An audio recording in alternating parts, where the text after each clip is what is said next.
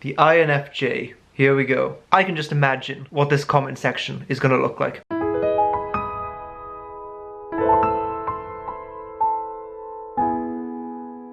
So, no one understands INFJs. We can all pretty much agree on that. But can you seduce them?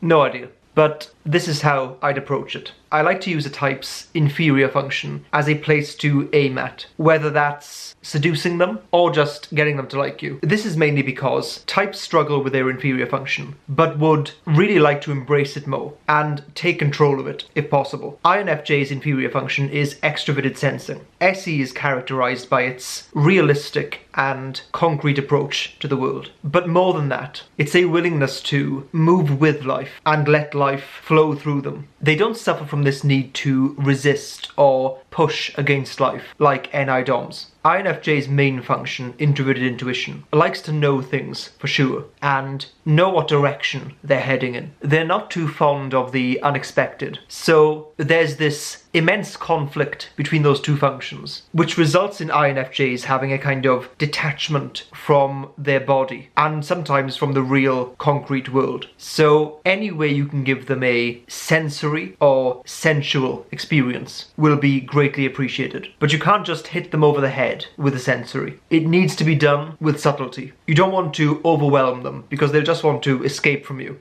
Any experience where they can just enjoy their body and their senses without any awkwardness or worry is what you want to go for. So what could these be? Going to a theme park or fair is often a very fun SE experience because you can't help but be in the moment when you're on a ride or trying in vain to win some fairground game. That's pretty obviously rigged against you. Going to the movies. It doesn't sound like a sensory experience, but this is not about exerting yourself physically, but rather being attuned and receptive to your physical environment. At the movies, you're eating and drinking, and you have this massive screen in front of you, shooting sensory information right at you. It's hard to not just simply fall into enjoying the moment. These, admittedly, not very good examples are, in a sense, just a way of bringing a person out of their head so they can engage something that is outside of them in the physical world. Not because it is bringing them closer to their grand NI vision, but just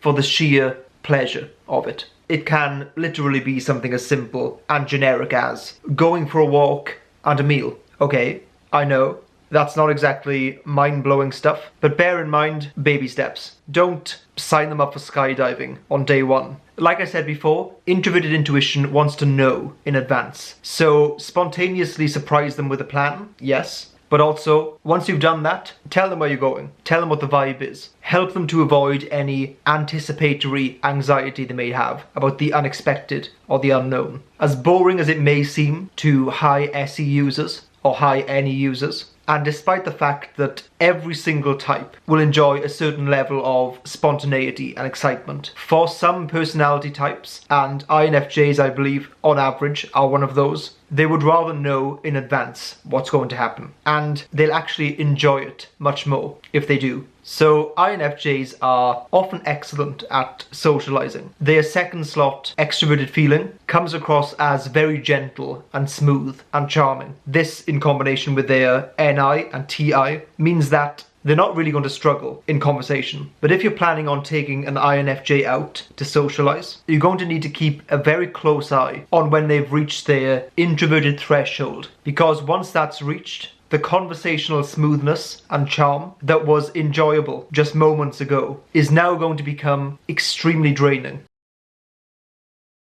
INFJs can be very hard to understand sometimes. Introverted intuition is a mysterious, rigid, and often inaccessible function to approach the world with. They often feel like aliens and act like them. But much like their celestial comrades, they do come in peace, and they don't bite, usually.